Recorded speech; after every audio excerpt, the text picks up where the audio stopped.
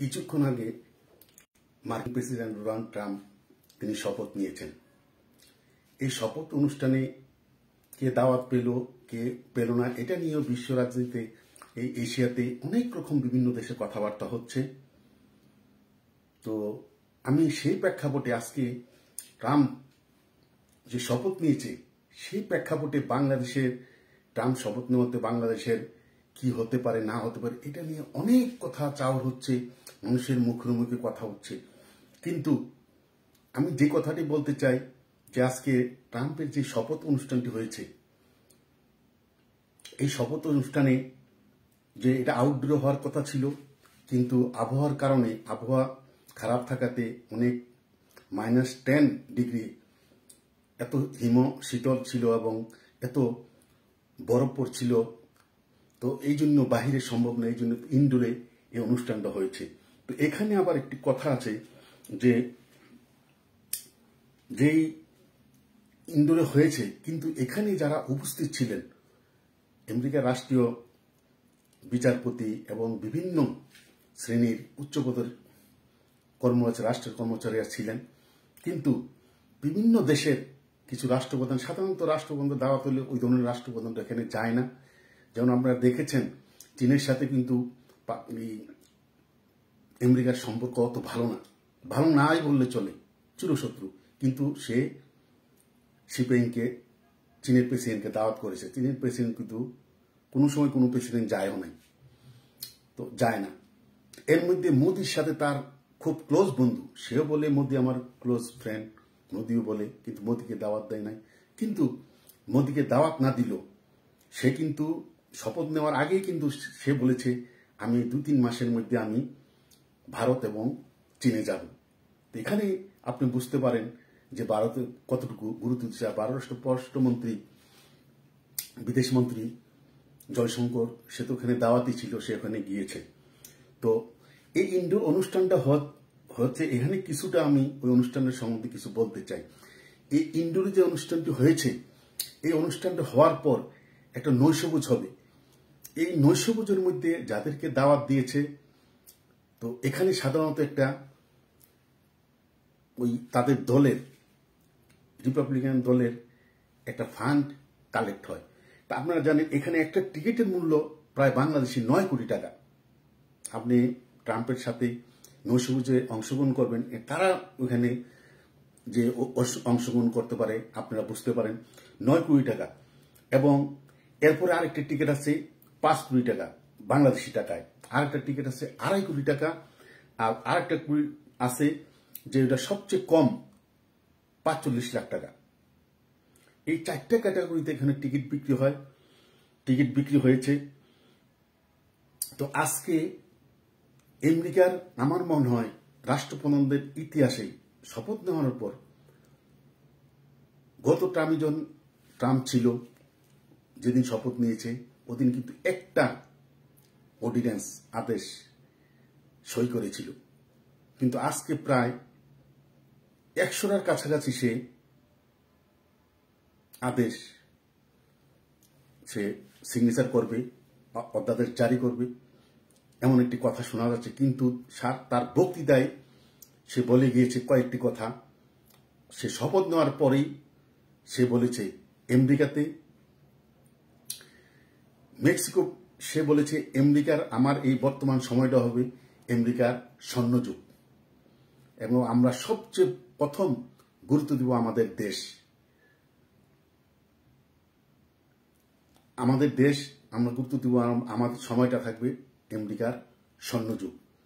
আর আমেরিকার ভিতরে শহরে হোক গ্রামে হোক যারা ক্রাইমের সাথে জড়িত, আমার দেশের না বহিরাগত, তাদেরকে খুব তাড়াতাড়ি প্রত্যেকটি অঙ্গরাজ্যে তাদেরকে এমন পাওয়ার দেওয়া হবে, তাদেরকে খুব শর্ট টাইমে তাদেরকে যার যার দেশে পাঠিয়ে দেওয়া হবে।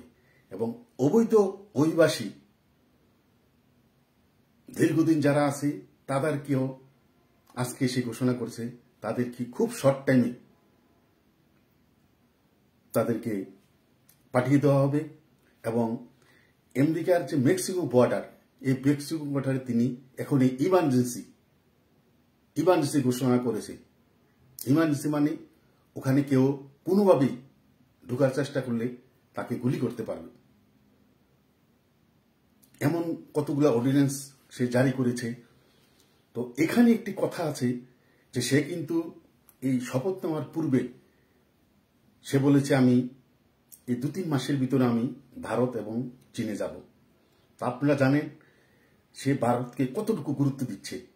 তো ভারতকে গুরুত্ব দিচ্ছে, ভারত কিন্তু এর মধ্যেই তাদের সাথে বলছে যে বাংলাদেশের বর্ডারে, মায়ানমার বর্ডার এবং বাংলাদেশে যে হিন্দু বৌদ্ধ খ্রিস্টান তাদের উপরে যে মানবাধিকার লঙ্ঘন হচ্ছে সেভাবে বাইডেনকে বলা হয়েছে।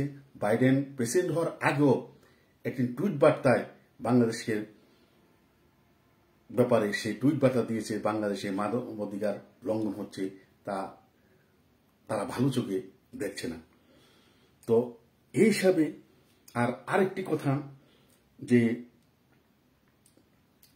আজকের এই যে অনুষ্ঠানটি হয়েছে প্রায় 2,20,000 টিকিট বিক্রি হয়েছে। সবাই তো ভিতরে 700 জন থাকতে পারে ইনডোরে, আর আউটডোরে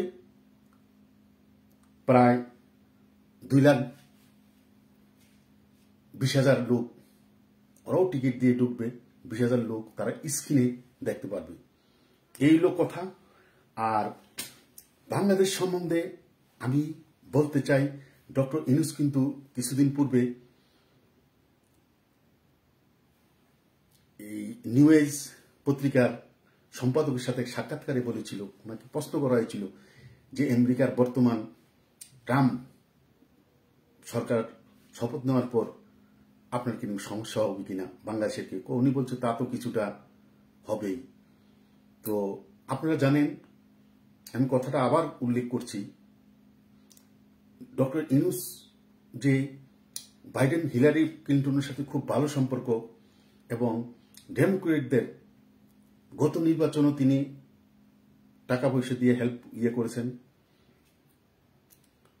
ওই ফান্ডে টাকা জমা দিয়েছেন, এখনো দিয়েছেন, এটা ট্রাম্প ভালো করে জানে। গত মেয়াদে যখন ট্রাম্প বিজয় হয়েছিল তখন বাংলাদেশি অনেকে যারা আমেরিকাতে থাকে তারা ট্রাম্পকে শুভেচ্ছা জানাতে গিয়েছিল। তখন কিন্তু ট্রাম্প তাদেরকে বলেছিল যে যে সুদ ব্যবসায়ী ডক্টর ইউনূস সে তো ডেমোক্রেটদের অনেক টাকা দিয়ে হেল্প করেছে, সে এখন কোথায়? তাই আমি বলবো, সে কিন্তু তখন বলেছিল সে তখন কোথায়, সে কিন্তু অন্তর্বর্তী সরকারের প্রধান নয়, কিন্তু বর্তমানে সে কিন্তু এখন প্রধান উপদেষ্টা বাংলাদেশের। এই ব্যাপারটা বুঝতে পেরে ডক্টর ইউনূস ভালোভাবে তিনি বুঝেছেন, তিনি একজন গুণী লোক, জ্ঞানী লোক, তিনি ভালো করে বুঝতে পেরে আপনারা দেখেছেন সম্ভবত আজকে আমাদের পররাষ্ট্র উপদেষ্টা চীনে যাচ্ছেন, মানে চীনের সাথে সম্পর্ক ভালো করার ছাড়া আর কোনো গতি নাই। এরপরে চীনের সাথে লবিং চলছে, চীনের থেকে বলেছে যে একটা আলাদা এয়ারক্রাফট পাঠাবে ডক্টর ইউনূসকে নেওয়ার জন্য। তা আপনারা বুঝতে পারতেছেন ইউনূসকে তারা কতটুকু গুরুত্ব দিতেছে, ইউনূসও কতটুকু গুরুত্ব দিচ্ছে। কিন্তু আপনাদেরকে স্মরণ রাখতে হবে বাংলাদেশের বর্ডারের সাইডে কিন্তু মায়ানমার আর ভারত, এখানে কিন্তু চীন না। তাই ভারত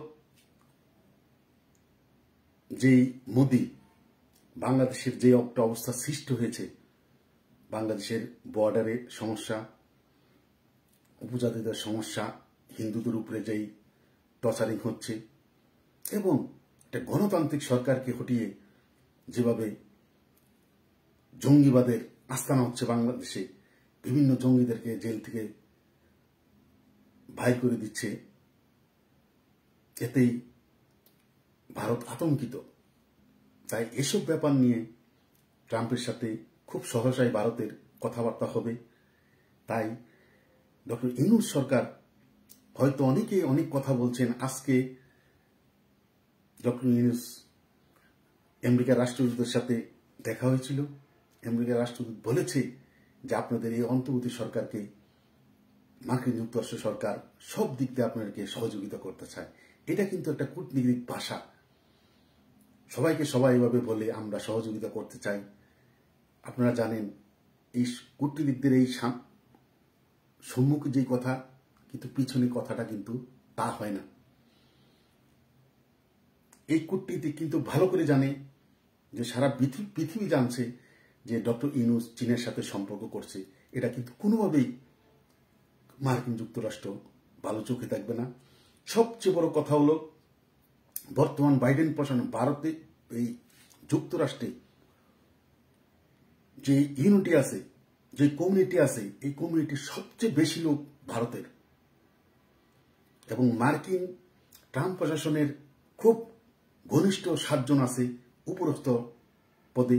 তাই আমেরিকান কমিউনিটি, হিন্দু কমিউনিটি, তারা খুব সহসাই ট্রাম্পকে কানে ঝালাপালা করে দিবে এসব নানান কথা বলে যে বাংলাদেশে এই মানবাধিকার লঙ্ঘন হচ্ছে এবং জঙ্গির উৎপাত হচ্ছে।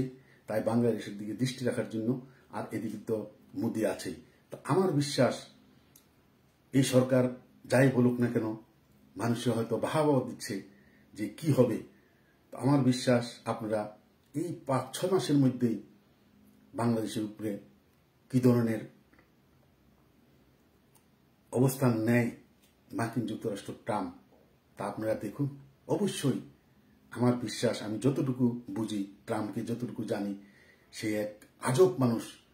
আপনি জানেন আমেরিকার সবচেয়ে চিরশত্রু রাশিয়া, সে রাশিয়া পুতিন এর আগের বার যখন প্রেসিডেন্ট ছিল পুতিনের সাথে দেখা করেছে গিয়ে।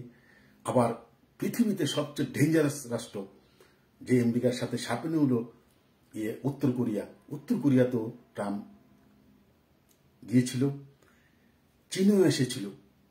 তাই ট্রাম্প এক আজব মানুষ।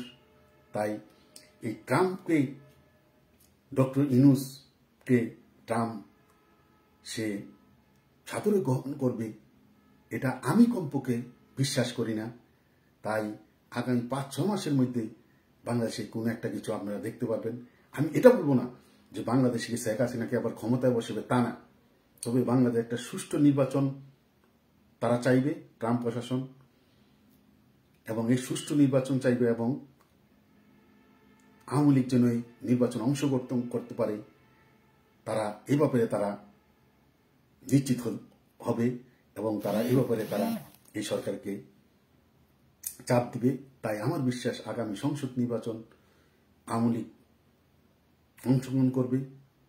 হয়তো বিএনপি, আওয়ামী লীগের মধ্যে যে বিজয়ী হোক, স্বাধীনতার পক্ষের শক্তি বাংলাদেশের রাষ্ট্রীয় ক্ষমতা আসবে এবং বিরোধী দল হিসেবে স্বাধীনতার পক্ষের শক্তি থাকবে, এটা আমি বিশ্বাস করি। তাই অবশ্যই আমাদের 5-6 মাস অপেক্ষা করতে হবে। আপনারা দেখুন ইনশাল্লাহ বাংলাদেশে কি হয়।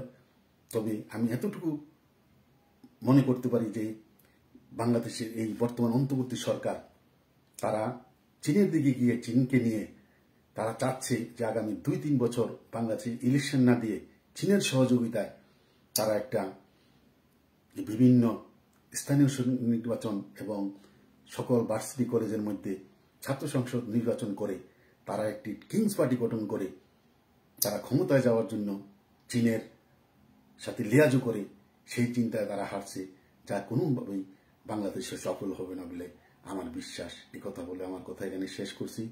জয় বাংলা, জয় বঙ্গবন্ধু, জয় হোক বাংলার মেহনতি মানুষের।